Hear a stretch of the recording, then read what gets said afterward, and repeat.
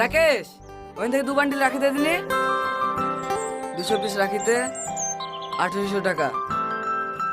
তোমাদের সাথে পাইকারি রেট ধরলাম, 1800 টাকা দাও তাহলে হবে। এলেন ভাই, আপনার হাতটা দেখি। কেন? আরে দেখি না। দেন 2000 টাকা। হ্যাঁ, কিসের টাকা?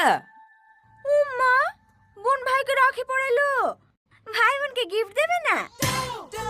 তাই বলে 2000 টাকা?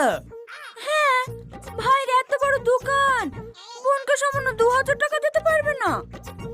হ্যাঁ, পারবে না কেনে? রাখি পড়েছে, গিফট দেবো না বললে হবে? দে দে, টাকাটা দি দে। মেয়েদের সামনে মাথা নত করিস নি, টাকাটা দিয়ে দে। হ্যাঁ, এলো বোন।